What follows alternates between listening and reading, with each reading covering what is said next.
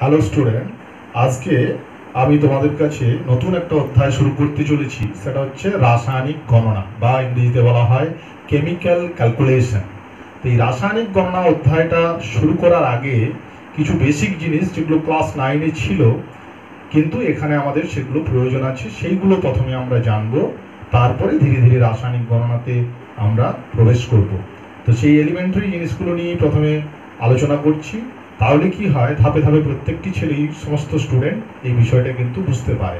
তাছাড়া 9-এর অসুবিধা থাকলে সেটা কিন্তু অনেকেরই এসে এখানে প্রবলেম হয়। তো আমি প্রথমেই যেটা আলোচনা করব যে আমাদের কতকগুলো মৌলের পারমাণবিক ভর জানতে হয়। অর্থাৎ আমরা যখন রাসায়নিক গণনা করব তখন আমাদের পারমাণবিক ভরগুলোর সাহায্য প্রয়োজন হবে, অর্থাৎ ওজন গণনা করার ক্ষেত্রে। তো সেই কতকগুলি বহুল যে ব্যবহৃত পরমাণু, তাদের পারমাণবিক ওজনটা আমরা প্রথমে জেনে যাব। ও পারমাণবিক ওজনের অনেকগুলো স্কেল আছে, তোমরা ক্লাস 9-এ পড়েছো, অত ডিটেলসে আমি যাচ্ছি না, শুধু একটা স্কেল সম্পর্কেই বলছি, হাইড্রোজেন স্কেল। অর্থাৎ এখানে যেহেতু পরমাণুর ওজন খুব ছোট, সেই জন্য পরমাণুকে কিন্তু কোনো দাঁড়িপাল্লার সাহায্যে নির্ভুলভাবে কোনো দাঁড়িপাল্লার সাহায্যে পরিমাপ করা হয় না। এর একটা বেশিরভাগ ক্ষেত্রে আপেক্ষিক ভর নেওয়া হয় বা ইনডাইরেক্টভাবে ভর নির্ণয়ের পদ্ধতি আছে। তো আমরা এই আপেক্ষিক ভরটা নিয়ে আলোচনা করব। অর্থাৎ একটা পরমাণু হাইড্রোজেনের পরমাণুর থেকে যত গুণ ভারী, সেটাকে বলা হচ্ছে তার পারমাণবিক ভর। অর্থাৎ যদি কার্বনের ভর 12 বললাম, তার মানে হচ্ছে একটা কার্বন পরমাণু একটি হাইড্রোজেন পরমাণুর চেয়ে 12 গুণ ভারী। কিন্তু 12টা তার এক্সাক্ট ভর নয়, আপেক্ষিক। কার সাপেক্ষে? হাইড্রোজেনের সাপেক্ষে সে 12। নাইট্রোজেনের ভরটা হচ্ছে 14, তার মানে হচ্ছে সেই নাইট্রোজেনের একটা পরমাণু হাইড্রোজেনের সাপেক্ষে 14 গুণ ভারী। অক্সিজেনের ভর মনে করো 16, তার মানে হচ্ছে অক্সিজেনের একটা পরমাণু হাইড্রোজেনের থেকে 16 গুণ ভারী। তো এই আপেক্ষিক পারমাণবিক ভর থেকে আমরা যেটা বুঝতে পারি সেটা হলো যে কোনটা ভারী কম, কোনটা হালকা, সেটা বুঝতে পারি। যেমন ধরো কার্বনের পারমাণবিক ভর 12, অক্সিজেনের 16, নাইট্রোজেনের 14, তাহলে অটোমেটিক বুঝে যাচ্ছে যে কার্বন এখানে হালকা আর অক্সিজেন ভারী। তো আমরা কতগুলো যে মৌলগুলোর পারমাণবিক ভর আমাদের প্রয়োজন হয় সেইগুলো নিয়ে আমি প্রথমে আলোচনা করছি। যেমন দেখো, মৌলের নাম, চিহ্ন এবং পারমাণবিক ভর তিনটে আমরা কলাম করেছি। তাতে দেখবে যেমন হাইড্রোজেন, চিহ্ন হচ্ছে এইচ, অর্থাৎ হাইড্রোজেনের একটা চিহ্ন সবসময় পরমাণুকে সূচিত করবে। এটা সবসময় তোমরা মাথায় রাখবে যে পরমাণু মানে হচ্ছে চিহ্ন, অর্থাৎ পরমাণুর ভর, চিহ্নের ভর হচ্ছে পরমাণুর ভর। অর্থাৎ পরমাণুকে কার দ্বারা, চিহ্নের সাহায্যে পরমাণুকে সূচিত করা হয়। সোডিয়াম হাইড্রোজেন পরমাণু, দ্যাট মিনস হচ্ছে এইচ। এইচ মানে কি বুঝবো? এইচ মানে হচ্ছে হাইড্রোজেন পরমাণু। এটা অনেক ছেলেদের গুলিয়ে যায়। এইচ মানে হচ্ছে হাইড্রোজেন পরমাণু, কারণ কি? এইচ হচ্ছে হাইড্রোজেনের চিহ্ন। কিন্তু হাইড্রোজেনের সংকেত কি? সংকেত সবসময় অণুকে প্রকাশ করে। তাহলে H2O হচ্ছে হাইড্রোজেনের অণু, অর্থাৎ অণু।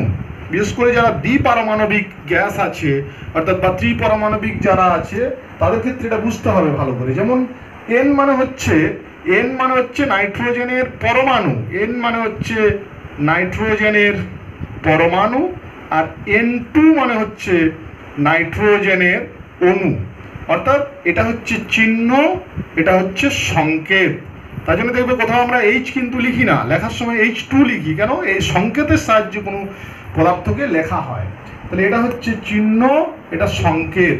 তাহলে সমস্ত জায়গার ক্ষেত্রে কিন্তু এটা প্রযোজ্য। অর্থাৎ চিহ্ন পরমাণুকে সূচিত করে আর সংকেত অণুকে সূচিত করে। তাহলে হাইড্রোজেনের পারমাণবিক ওজন বললে কি? 1।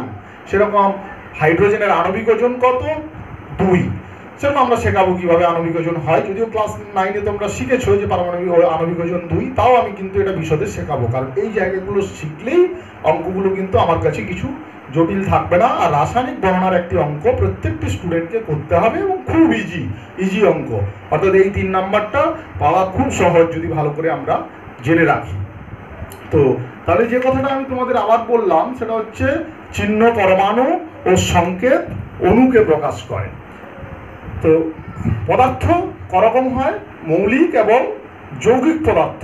তো এই মৌলিক এবং যৌগিক পদার্থের আণবিক ভর কিভাবে নির্ণয় করা হয় সেই পদ্ধতিটা আমরা শিখছি, অর্থাৎ কীভাবে হয় অনেকেই তোমাদের জানা আছে, তাও আমি কিন্তু তোমাদের জানা থাকলেও জানা নেই এরকমভাবেই আমি ভেবে এর পরপর কিন্তু প্রত্যেকটা পয়েন্ট আমি আলোচনা করব তোমাদের সামনে।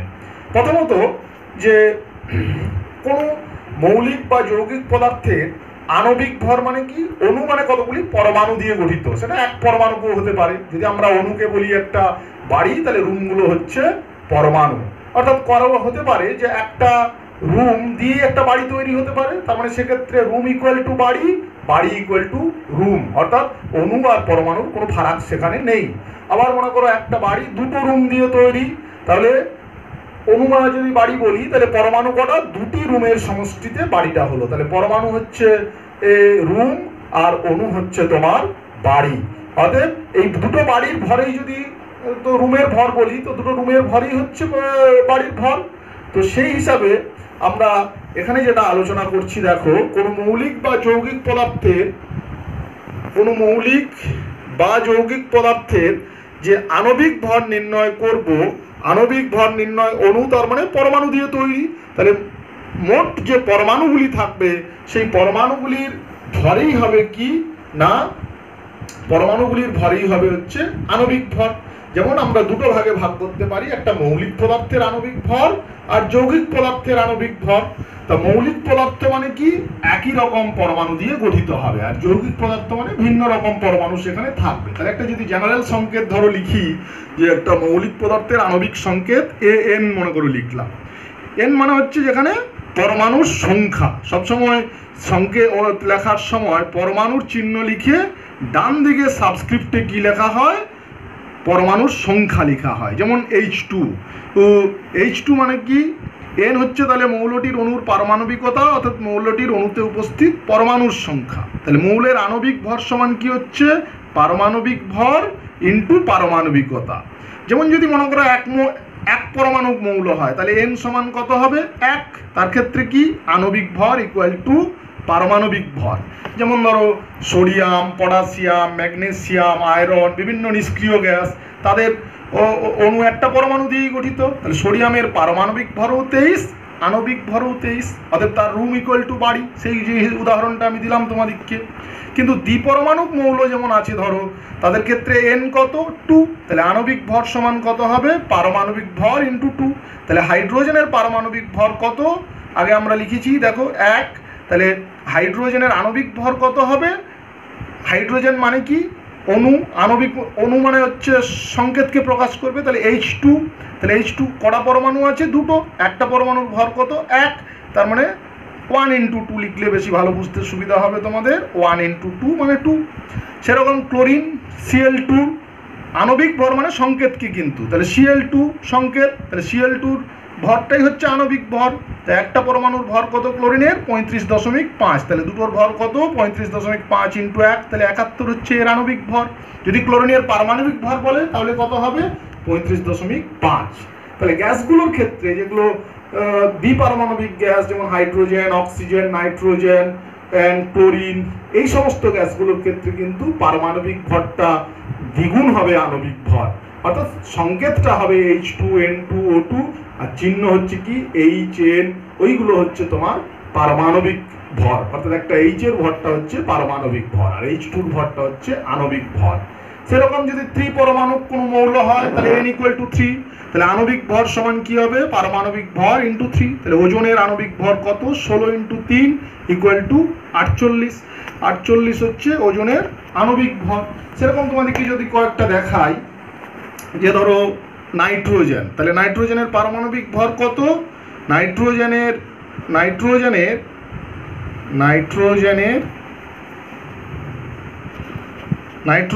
পারমাণবিক ভর কত, পারমাণবিক ভর হচ্ছে 7, তাহলে আণবিক ভর কত, আণবিক ভর হচ্ছে কিন্তু এই পারমাণবিক ভর হচ্ছে 14, 7 না 14, আণবিক ভর তাহলে কত, 14 ইন্টু 2, অনুমানে কোনটা, N2।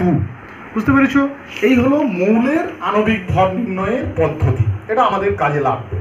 সেরকম আরেকটা যৌগ ধরে নিই, একটা যৌগের কিভাবে নির্ণয় করতে হয়। যৌগ মানে হচ্ছে দুই বা ততোধিক মৌলের পরমাণু দ্বারা গঠিত, অর্থাৎ কমপক্ষে দুটো বা তার বেশি মৌলের পরমাণু দ্বারা গঠিত হয় যৌগের অণু।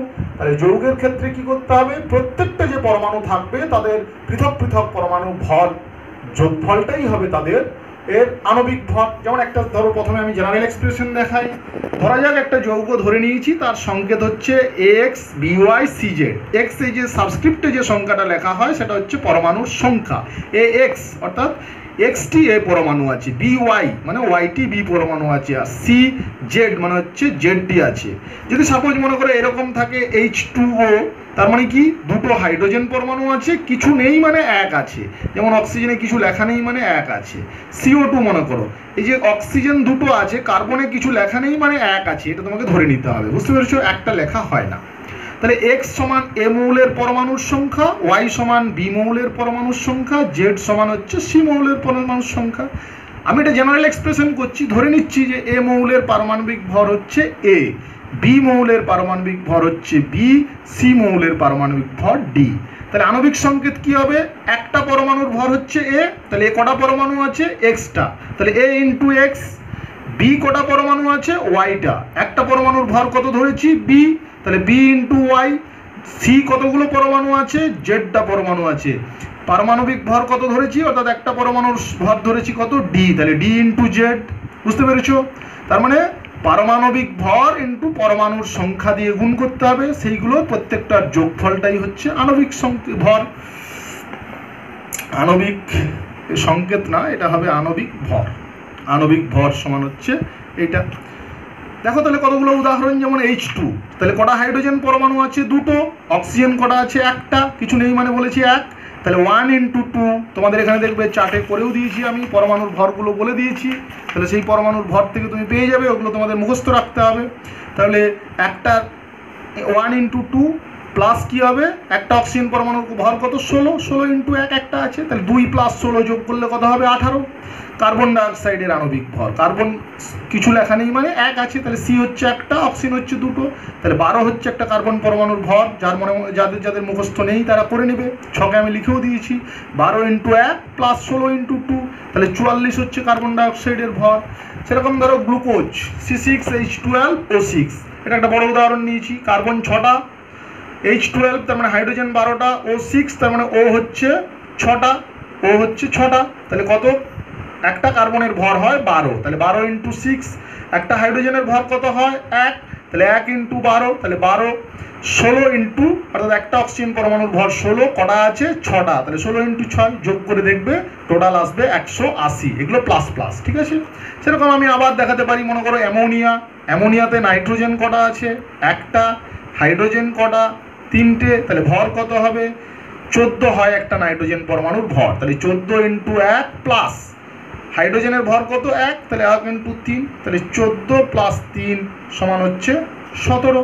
সেরকম যদি আমরা দেখি CH4 এর আণবিক ভর কত না, সি হচ্ছে তোমার একটা, সি হচ্ছে একটা, এগুলো লেখার প্রয়োজন নেই, এখন বোঝানোর জন্য আমি লিখেছি, সি হচ্ছে এইচ কটা 4টা, তাহলে 12 ইন্টু 1 প্লাস 1 ইন্টু 4, তাহলে কত হচ্ছে, 12 আর 4 16।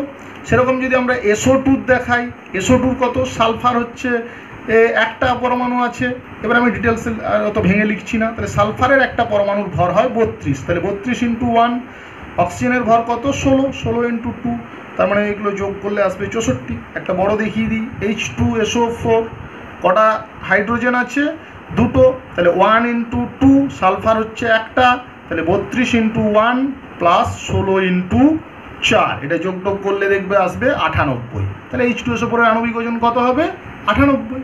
তাহলে আশা করি তোমাদের এই আণবিক ওজন সম্পর্কে আর কোনো ধারণার অভাব হবে না।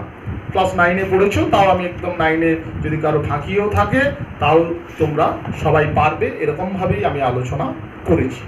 আর একটা বিষয় খুব ইম্পর্টেন্ট, সেটা আমাদের প্রয়োজন হবে এখানে, সেটা আমরা শিখছি, সেটা গ্রাম আণবিক ভর, অর্থাৎ আণবিক ভর মানে অণুর ভর, অর্থাৎ সংকেতের যে ভরটা, সেটা মৌল হোক বা যৌগ হোক, যে সংকেতের ভর সেটাই হচ্ছে আণবিক ভর। সংকেতের ভর কিভাবে নির্ণয় করতে হয় সেটা আমরা জানলাম, যেমন মনে করো ও কোনো মৌল বা যৌগের গ্রামে প্রকাশিত আণবিক গ্রাম আণবিক ভর। এমনি আণবিক ভর কি একক থাকে না, যেহেতু সাপেক্ষে কারো সাপেক্ষে করা হয়, কিন্তু গ্রাম আণবিক ভর মানে হচ্ছে তার কিন্তু একক থাকবে। কি একক না গ্রাম। যেমন নাইট্রোজেনের আণবিক একক ভর হচ্ছে নাইট্রোজেন মানে N2, তাহলে একটা পরমাণুর হচ্ছে 14, তাহলে 14 × 2, অত ভেঙে দেখায়নি, তাহলে গ্রাম আণবিক ভর কত হচ্ছে 28 গ্রাম।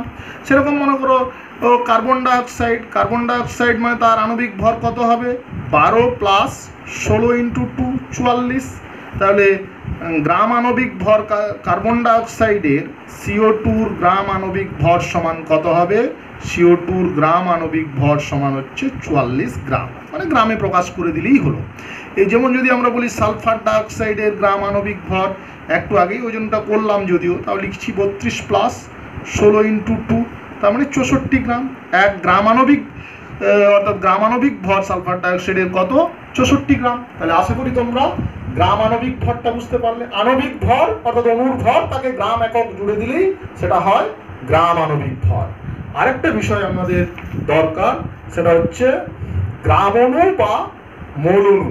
এটাও আমাদের খুব প্রয়োজন হবে, গ্রাম অণু বা মোল অণু। গ্রাম অণু বা মোল অণু বলতে কি বুঝবো, এই যে আণবিক ভর আমরা নির্ণয় করছি কোনো পদার্থে, সেটা যত গ্রাম হচ্ছে সেটাকে বলা হচ্ছে 1 গ্রাম অণু বা 1 মোল অণু।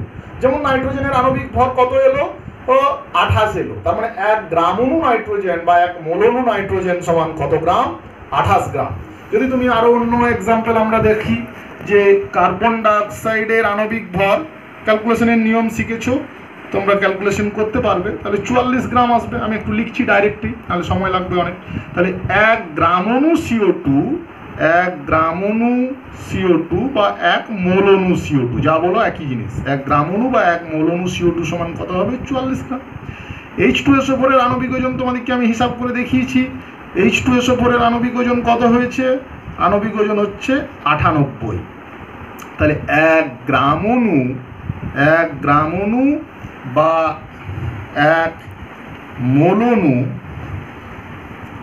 H2SO4 সমান কত 98 গ্রাম। সেরকম যদি আমরা গ্লুকোজের কথা বলি, C6H12O6, এটাও ক্যালকুলেশন করেছি, কত এসছে 180 গ্রাম। তাহলে 1 গ্রাম অণু গ্লুকোজ, 1 গ্রাম অণু গ্লুকোজ বা 1 মোল অণু গ্লুকোজ, 1 মোল অণু গ্লুকোজ সমান কত হবে 180 গ্রাম। আবার 1 গ্রাম অণু হাইড্রোজেন সমান কত হবে, হাইড্রোজেনের আণবিক ওজন কত 2, তাহলে 1 গ্রাম অণু বা 1 মোল অণু হাইড্রোজেন, 1 মোল অণু হাইড্রোজেন সমান হচ্ছে কত 2 গ্রাম, কারণ হাইড্রোজেনের আণবিক ওজন হচ্ছে 2। তাহলে আশা করি তোমরা গ্রাম অণু বা গ্রাম মোল অণু সম্পর্কে বুঝতে পেরেছো। এরপরে আমরা যেটা শেখাবো সেটা হচ্ছে গ্রাম অণুর সংখ্যা। গ্রাম অণুর সংখ্যা মানে হচ্ছে যে, তাহলে আণবিক ওজন সমান হলো 1 গ্রাম অণু, তাহলে আণবিক ওজন দিয়ে যদি কোনো পদার্থের পরিমাণকে ভাগ করা যায়, তাহলে সেটাকেই বলা হচ্ছে গ্রাম অণু বা মোল অণু সংখ্যা। ধরো 1 গ্রাম অণু সমান কত পেলাম আণবিক ওজন, তাহলে কোনো পদার্থের নির্দিষ্ট ভরকে গ্রাম আণবিক ভর দ্বারা ভাগ করলে যে সংখ্যা পাওয়া যায়। তার মানে ধরো কার্বন ডাইঅক্সাইডের ক্ষেত্রে যদি বলি বা জলের ক্ষেত্রে বলি, H2O-র আণবিক ভর কত হয়েছে 18 গ্রাম, তাহলে 18 গ্রাম সমান হচ্ছে কি 1 গ্রাম অণু বা মোল অণু। এবারে তোমাকে যদি বলে যে 36 গ্রাম জল সমান কত মোল অণু, তাহলে 18 গ্রাম সমান 1 গ্রাম সমান কত 1-এর 18 গ্রাম অণু, আর 36 গ্রাম সমান কত 1-এর 18 × 36 গ্রাম অণু সমান 2 গ্রাম অণু। এটাকে একসাথে হিসাবে বসিয়ে দিলে হয় পদার্থের গ্রামে প্রকাশিত ভর ডিভাইড বাই পদার্থের আণবিক ভর। যেমন একবারে পদার্থের গ্রামে প্রকাশিত ভর যেমন 36 বলা ছিল, তাকে আণবিক ওজন দিয়ে ভাগ করে দাও জলের 18 দিয়ে, 18 দুগুণে 36 একবারই চলে আসতো। সেরকম ধরো 88 গ্রাম কার্বন ডাইঅক্সাইডে গ্রাম অণু সংখ্যা নির্ণয় করো, তাহলে কার্বন ডাইঅক্সাইডের আণবিক ওজন কত হয় 44 গ্রাম, তাহলে 68 ডিভাইড বাই 44 সমান হচ্ছে গ্রাম অণু সংখ্যা কত 2। আরেকটা জিনিস এবারে আমরা আলোচনা করছি তোমাদেরকে, এখানে যদিও আমার লেখা নেই, গ্রাম পরমাণু। অর্থাৎ গ্রাম পরমাণু কি, যে পারমাণবিক ওজনকে যদি গ্রামে প্রকাশ করা হয়, অর্থাৎ যেমন এক গ্রাম পরমাণু হাইড্রোজেন যদি বলে, মানে গ্রাম পরমাণু সমান কি, পারমাণবিক ওজন, অর্থাৎ পারমাণবিক ওজনকে গ্রামে প্রকাশ করলে যত গ্রাম হয় সেই পরমাণুটাকে বলা হচ্ছে গ্রাম পারমাণবিক ওজন। অর্থাৎ এক গ্রাম পরমাণু হাইড্রোজেন, এক গ্রাম পরমাণু হাইড্রোজেন সমান কত গ্রাম, 1 গ্রাম। কিন্তু 1 গ্রাম অণু হাইড্রোজেন সমান কত, আণবিক ওজন তখন বলতে হবে, সমান হচ্ছে 2 গ্রাম। এইভাবে 1 গ্রাম পরমাণু নাইট্রোজেন মানে কি, 1 গ্রাম পরমাণু নাইট্রোজেন, 1 গ্রাম পরমাণু নাইট্রোজেন সমান হচ্ছে কিন্তু 14 গ্রাম, একটা পরমাণুর ওজন, এন এর ওজন, আর N2 ওজন মানে গ্রাম অণু। তাহলে 1 গ্রাম অণু নাইট্রোজেন সমান কত, 1 গ্রাম অণু নাইট্রোজেন সমান হচ্ছে 28 গ্রাম। তাহলে নিশ্চয়ই তোমরা গ্রাম পরমাণু এবং গ্রাম অণু ব্যাপারটা বুঝতে পারলে। এরপরে অ্যাভোগাড্রো সংখ্যাটা আমাদের একটু ধারণা করতে হবে, অর্থাৎ অ্যাভোগাড্রো সংখ্যা থেকে আমাদের বিভিন্ন জিনিস আসে। যেমন ধরো যে কোনো পদার্থের 1 গ্রাম অণু পরিমাণ যদি পদার্থ নিই, সেখানে কত সংখ্যক পদার্থ থাকবে, যে কোনো পদার্থ হোক, সে গ্যাস হোক, কঠিন হোক, তরল হোক, সবার ক্ষেত্রে এটা প্রযোজ্য। সেখানে কি আসবে না, 1 গ্রাম অণু পরিমাণ যে কোনো পদার্থে অণু সংখ্যা আসবে অ্যাভোগাড্রো সংখ্যক, অর্থাৎ 6.022 × 10⁻23t। তার মানে 14 গ্রাম, এই 28 গ্রাম নাইট্রোজেনের অণু সংখ্যা কত হবে, 6.022 × 10⁻23t। কিন্তু 1 গ্রাম পরমাণু, 1 গ্রাম পরমাণু যে কোনো পদার্থের পরমাণুর সংখ্যা কত হবে, 6.0223 × 10⁻23t পরমাণু। অর্থাৎ 28 গ্রাম নাইট্রোজেনে কি হবে, 6.022 × 10⁻23t অণু থাকবে, আর 14 গ্রাম নাইট্রোজেন, অর্থাৎ 1 গ্রাম পরমাণু 14 গ্রাম নাইট্রোজেনে কি থাকবে, 6.022 × 10⁻23t পরমাণু থাকবে। আরেকটা সম্পর্ক এখানে জানতে হবে, সেটা খুব ইম্পর্টেন্ট। তাহলে এটা দেখো, এটা গ্রাম অণু বা মোল অণু পদার্থের অণু সংখ্যা সমান 1 গ্রাম অণু বা মোল অণুতে পদার্থের অণু পদার্থে অণু সংখ্যা কত, 6.022 × 10⁻23t। এটাকে কি বলা হয়, অ্যাভোগাড্রো সংখ্যা। সেরকম 1 গ্রাম পরমাণু মৌলিক পদার্থে পরমাণু সংখ্যা কত, এই অ্যাভোগাড্রো সংখ্যা। এই পয়েন্টটা থেকে খুব অঙ্ক হয় এবং তোমাদের এখানে আসেও, বা তোমাদের যেটা একটা দেখবে পর্ষদ থেকে অ্যাক্টিভিটি টাস্ক দিয়েছে, সেখানেও এই জায়গা থেকে অঙ্কটা এসছে যে এসটিপি বা এনটিপিতে 22.4 লিটার, 22.4 লিটারকে তুমি যদি, আমরা আগেও সম্পর্ক 9-এ শিখিয়েছি তোমাদেরকে, বা এখানেও অনেক জানো যে 1 লিটার সমান হচ্ছে, 1 লিটার সমান 1000 ml, আর 1 ml সমান হচ্ছে 1 সিসি, তার মানে 1000 সেন্টিমিটার কিউব বা সিসি। তাহলে এসটিপি বা এনটিপিতে 22.4 লিটার বা 22,400 সেন্টিমিটার কিউব বা 22,400 ml যে কোনো গ্যাসীয় পদার্থের অনুসংখ্যা কত, 6.022 × 10⁻23t। এটা কিন্তু কার ক্ষেত্রে প্রযোজ্য, শুধু গ্যাসের ক্ষেত্রে, এবং কন্ডিশন কি, এসটিপি বা এনটিপি হতে হবে, অন্য সময় কিন্তু নয়, এটা সবসময় মাথায় রাখবে।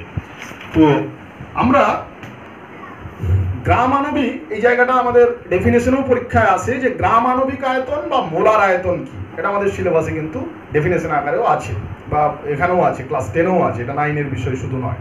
গ্রাম আণবিক আয়তন বা মোলার আয়তন মানে হচ্ছে যে নির্দিষ্ট চাপ ও উষ্ণতায়, গ্যাস যেহেতু চাপ এবং উষ্ণতা তোমরা জানো দুটোর উপরেই আয়তন নির্ভর করে, তার জন্য এখানে চাপ এবং উষ্ণতা দুটোকেই স্থির বলতে হয়। তাহলে নির্দিষ্ট চাপ এবং উষ্ণতায় 1 মোল অণু বা 1 গ্রাম অণু কোনো গ্যাসীয় পদার্থ যে আয়তন অধিকার করে, সেটাকে বলা হচ্ছে তার মোলার আয়তন। আর এই মোলার আয়তনটা এনটিপি বা এসটিপিতে কত হয়ে যায়, 22.4 লিটার। এখান থেকে নানান প্রবলেম কিন্তু তোমাদের আসে। এনটিপি বা এসটিপিতে 1 মোল অণুকে যে কোনো গ্যাসের আয়তন কত, 22.4 লিটার বা 22,400 ml বা 22,400 ml। উল্টে আমরা বলতে পারি, উল্টে ভাবে যেটা প্রশ্নটা হয় অনেক সময়, যে 22,400 ml বা 22,400 সিসি বা 22.4 লিটার যে কোনো গ্যাসে, যে কোনো পরিমাণ আয়তনের গ্যাসে কত গ্যাস থাকে, 1 মোল অণু গ্যাস থাকে। এই কনসেপ্টটা খুব ইম্পর্টেন্ট কনসেপ্ট। তাহলে এই জায়গাটাতে দেখো তোমরা যে তাহলে আমরা কি বললাম, 1 মোল অণু বা 1 গ্রাম অণু যে কোনো গ্যাসে কত, 1 মোল অণু বা 1 গ্রাম অণু যে কোনো গ্যাসের আয়তন কত, 22.4 লিটার বা 22,400 ml বা 22,400 সিসি বা সেন্টিমিটার কিউব। এটা কখন প্রযোজ্য, এসটিপি বা এনটিপিতে। তাহলে এখান থেকে তুমি বলতে পারো যে হাইড্রোজেন, নাইট্রোজেন, অক্সিজেন, জলীয় বাষ্পের আণবিক ভর কত, হাইড্রোজেনের 2, এর 28, এর 32, এর 18। তার মানে 1 গ্রাম অণু যে কোনো গ্যাসের আয়তন 22.4 লিটার, তাহলে 2 গ্রাম।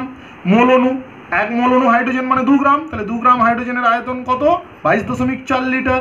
সেরকম নাইট্রোজেনের 1 গ্রাম অণু মানে কত, 28 গ্রাম, তাহলে 28 গ্রাম নাইট্রোজেনের আয়তন কত হবে, 22.4 লিটার। সেরকম 1 গ্রাম অণু অক্সিজেন মানে কত, 32 গ্রাম, তাহলে 32 গ্রামের আয়তন কত হবে, 22.4 লিটার। সেরকম 18 গ্রাম জলীয় বাষ্পের আয়তন কত হবে, 22.4 লিটার। বিপরীতভাবে বলা যায় যে এসটিপিতে যে কোনো গ্যাসের আয়তন যদি 22.4 লিটার বা 22,400 ml বা 22,400 আয়তনে কত পরিমাণ গ্যাস থাকবে, 1 গ্রাম অণু বা 1 মোল অণু পরিমাণ গ্যাস থাকে। দেখো এই কনসেপ্ট দুটো থেকে একটা অঙ্ক এসছে, আমি একটা অঙ্ক দিয়েছি, একই রকম অনুরূপ অঙ্ক তোমাদের অ্যাক্টিভিটি টাস্কে এসছে। সে অঙ্কটা কি বলছে, এসটিপিতে একটি গ্যাসের এটা আমি নিজে থেকে দিয়েছি, একটা অ্যাক্টিভিটি টাস্কটা পরে দেখাচ্ছি। এসটিপিতে একটি গ্যাসের 1 গ্রামের আয়তন 280 ml, 1 গ্রামের আয়তন কত বলেছে, 280 ml। ওই গ্যাসের আপেক্ষিক আণবিক ভর নির্ণয় করো, অর্থাৎ আণবিক ভরটা কত হবে। 200 ml, 80 ml তার মানে গ্যাসটার ভর 1 গ্রাম, আর 22,400 ml গ্যাসের ভর মানেই আণবিক ওজন। আমরা এখানে বলেছি 22,400 ml গ্যাসের ভর মানে কত, 1 গ্রাম অণু বা 1 মোল অণু, তার মানে আণবিক ওজন। তাহলে 280 ml গ্যাসটির ভর হচ্ছে 1 গ্রাম, 1 ml গ্যাসটির ভর হচ্ছে 1/280, আর 22,400 ml এর নির্ণয় করতে হবে, 80 ml এলো। যেহেতু আপেক্ষিক বলেছে, গ্রাম আণবিক ভর মানে 80 গ্রাম, কিন্তু আপেক্ষিক আণবিক যখন ভর নির্ণয় করতে বলেছে তখন আপেক্ষিক আণবিক ভর লিখলে আমাদেরকে কিন্তু ওই গ্রাম কথাটা তুলে দিতে হবে, শুধু 80 লিখবো, কারণ আপেক্ষিক আণবিক ভরের কোনো একক থাকে না। এরপরে চলে আসি, দেখো তোমাদের অ্যাক্টিভিটি টাস্কে যে অঙ্কটা, এবিপি আনন্দ অ্যাক্টিভিটি টাস্কে যে অঙ্কটা দেওয়া ছিল। এসটিপিতে একটি গ্যাসের 112 ml আয়তনের ভর হচ্ছে 0.22 গ্রাম। ওই নমুনায় কোটি অণু আছে, গ্যাসটির মোলার ভর কত। আমি প্রথমে মোলার ভরটাই আসছি। তাহলে আমরা কি জানি, 22,400 ml ভর মানেই হচ্ছে 1 গ্রাম অণু বা 1 মোল অণুর ভর। তাহলে 112 ml এর ভর দেওয়া আছে 0.22, আর 22,400 ml এর ভর যত হবে সেটাই হবে তার মোলার ভর। তাহলে 112 ml গ্যাসটার ভর কত হচ্ছে, 0.22 গ্রাম, 1 ml গ্যাসটার ভর হচ্ছে এত, 22,400, টোটাল কত এসছে 44, তাহলে মোলার ভর কত 44। তাহলে এটা বুঝতে পেরেছো। এর সাথে আগে যে অঙ্কটা ছিল, নমুনায় কটি অণু আছে। দেখো তোমাদেরকে আমি আগেও এখানে বুঝিয়েছি যে এসটিপি বা এনটিপিতে 22.4 লিটার গ্যাসের কত সংখ্যক অণু থাকে, 6.022 × 10⁻23t। এই ফর্মুলা থেকে অঙ্কটা আসছে যে 22,400 ml গ্যাসটির অনুসংখ্যা কত, 6.022 × 10⁻23t। 1 ml গ্যাসটিতে অনুসংখ্যা এত, 112 ml এত। তাহলে এই 22,400কে আমরা লিখতে পারি 224 × 100, 112 কাটাকাটি হয়ে গেল 2, এটা করলে 3.011। এবারে 10⁻23 ছিল, এটা কিন্তু 100 বাদ যাবে, তার মানে হচ্ছে 10⁻23, ও ঠিকই আছে, বাই 10⁻2, তার মানে 10⁻20 21টি হবে। বুঝতে পেরেছো তাহলে আশা করি অঙ্কটা। এই হচ্ছে আমাদের কনসেপ্ট।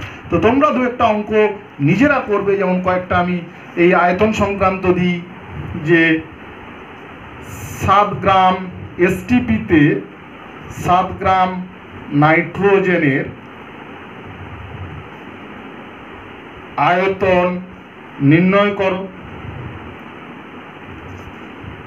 তারপরে দিচ্ছি এসটিপিতে 32 গ্রাম SO2 আয়তন নির্ণয় করো, SO2 আয়তন নির্ণয় করো। এই অঙ্কগুলো তোমরা করবে। তারপরে যেমন অনুসংখ্যা থেকে দিচ্ছি যে এসটিপিতে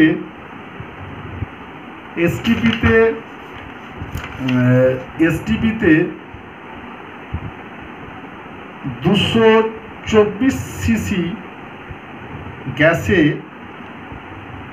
কত সংখ্যক অণু থাকবে। এই অঙ্কগুলো তোমরা করবে। আরেকটা যেমন দিচ্ছি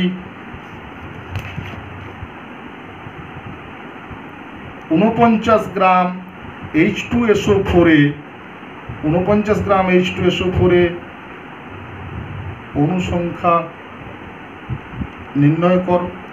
তাহলে এই সমস্ত প্রবলেমগুলো তোমরা করবে, এগুলো ডিটেলসে ভালো করে পড়বে বিশদে। আশা করি তোমাদের অসুবিধা হবে না। ভালোভাবে ঠিক শেষ করলাম ধীরে ধীরে। এরপরে তোমাদেরকে আমি পরের দিন রাসায়নিক গণনা শেখাবো। আজকে এতটাই রাখছি। তোমরা এগুলো ভালো করে পড়ো। এইগুলো যদি তোমরা ঠিকঠাক জেনে যাও, তারপরে আমাদের দেখবে রাসায়নিক গণনা কিন্তু খুব সহজ হয়ে যাচ্ছে, অর্থাৎ কোনো সমস্যা আর থাকছে না। পরের দিন আমি রাসায়নিক গণনা যে অ্যাকচুয়াল আমাদের যে রাসায়নিক গণনার অংশটা শুরু হবে, অঙ্কগুলো সেইগুলো ধীরে ধীরে শুরু করব। ঠিক আছে, তাহলে আজকের মতো এখানেই রাখছি। তো আবার কালকে তোমাদের সাথে দেখা হবে।